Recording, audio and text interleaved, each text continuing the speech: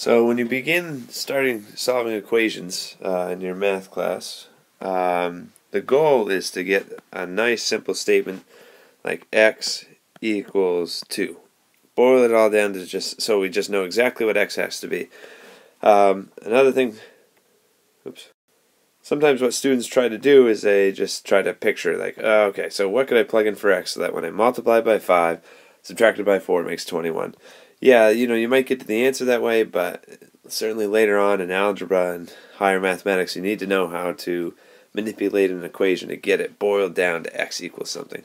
So guess and check could work here, but I'm a teacher. I can't teach you guess and check. Okay, so first step, you want to get x by itself. So something easy is to get rid of this 4. I'm putting a plus 4 underneath it in blue. And I'm doing it once to both sides. Because negative 4 plus 4, you can use a calculator to double check, but that's always going to make 0. So this 0 stands for nothing. We've turned this into nothing. We've made it disappear.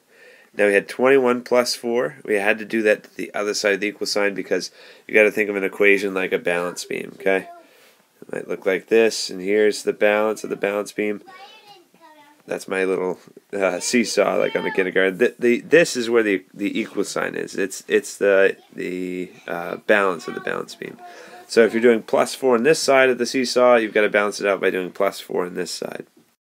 So that's why I did plus 4 to both sides. What we have left over is this 5x that we didn't touch. And now that equals a 25 over here, because 21 plus 4 gave me 25. So x is almost by itself. Now we just have a 5 in front of it. Again, we want to make that disappear so we have just x by itself. And anytime you want to make anything disappear in algebra, you have to do the opposite to it. And if a number is written right next to a letter, that means they're being multiplied to each other. So you got to ask yourself, what's the opposite of multiplying? And the correct answer is dividing.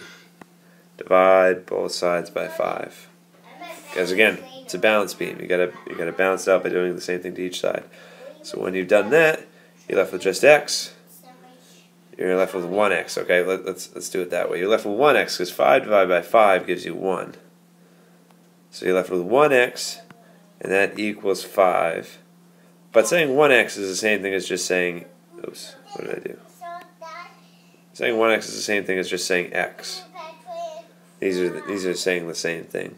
So you've got the final answer. X is 5.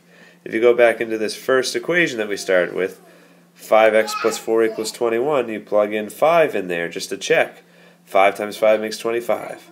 25 minus 4, that does equal 21, so it checks out.